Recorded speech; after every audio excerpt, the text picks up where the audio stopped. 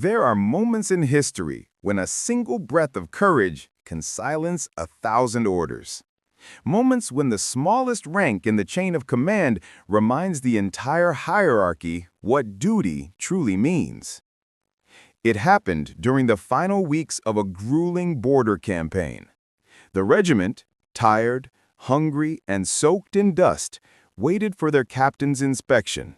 Captain Varen was a man of power and pride, decorated, feared, and obeyed without question.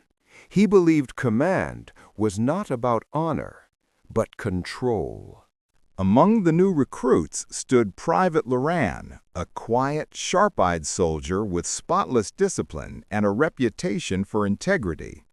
He spoke little, but his actions whispered louder than the captain's roars. That morning, under the burning sun, Captain Varen issued an order. It was not a tactical command, it was an act of corruption. He demanded that Loran falsify the casualty reports, erasing the names of civilians caught in crossfire. The reason was simple. Numbers on paper could protect his reputation.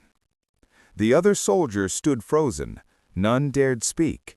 They knew refusal meant ruin. But Laurent's silence was not submission.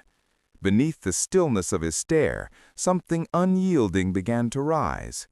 He looked at his captain, not with fear, but with disbelief that a man in uniform could demand such betrayal. The air grew heavy, as if the entire camp held its breath. In that quiet, history prepared to turn. When Loran finally spoke, his voice cut through the camp like a blade. "Sir, I will not falsify the dead." Varen's eyes flared, his pride cracked. Around them, dozens of soldiers watched, their hearts pounding in the silence. The captain took a step forward, rage trembling through his jaw. "That's an order, Private!" But before the echo of his voice could fade, Loran did something no one expected. He unpinned his badge, laid it on the table between them, and said quietly, "Then I no longer serve you." The sound of the metal hitting the wood was louder than any gunfire.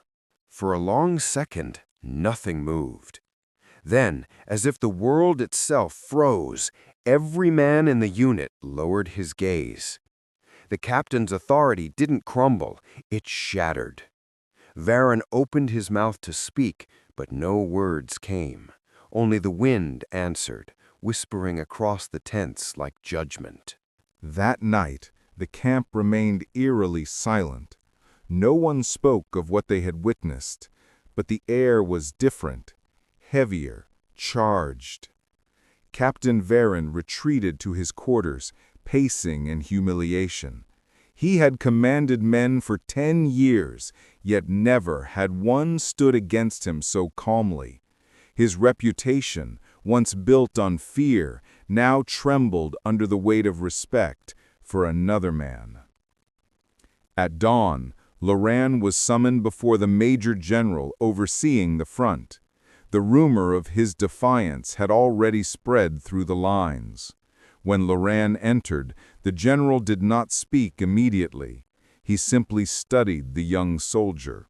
His uniform still dusty, his eyes steady, unbroken. "I've read your report," the general finally said. "You refused a direct order." "Yes, sir," Loran replied, "because it was not a lawful one." The room fell quiet. Then, slowly, the general set down his pen and nodded once. "You've done what every soldier swears, but few remember, to serve truth before men." Outside, whispers rippled through the ranks. Some feared for Loran's fate. Others, secretly, felt something awaken, something that had long been buried beneath routine obedience. Later that day, an announcement was made. Captain Varen was relieved of command pending inquiry.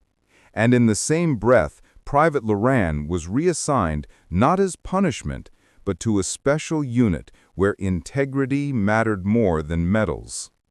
That evening, the men gathered around their fires, still stunned. One spoke softly. He didn't raise a hand, and yet he defeated him completely. The moral of that day spread faster than any order. True power is not in obedience, it's in conscience.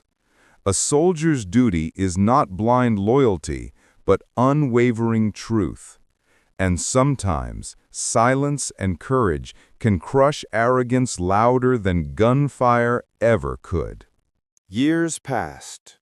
The war ended, and many who had served under Captain Varon scattered across distant outposts. But the story of that day never died.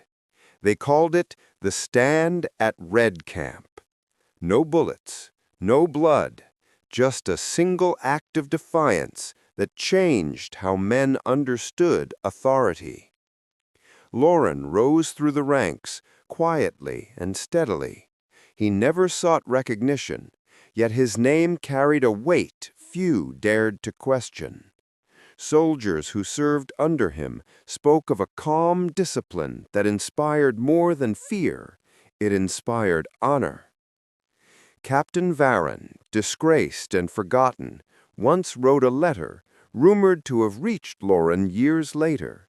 In it, he confessed, "You taught me more in that one refusal than I learned in all my years of command." In his later years, when asked how he found the courage to defy, Lauren answered simply, "Obedience builds armies, but truth builds nations." The legend lived on in barracks and classrooms, whispered to every new recruit as a lesson of dignity, that a uniform gains its worth not from rank, but from the honor of the one who wears it. And so, one man's refusal became a symbol of integrity that echoed through generations. Don't forget to like, comment, and subscribe for more powerful stories from States of History.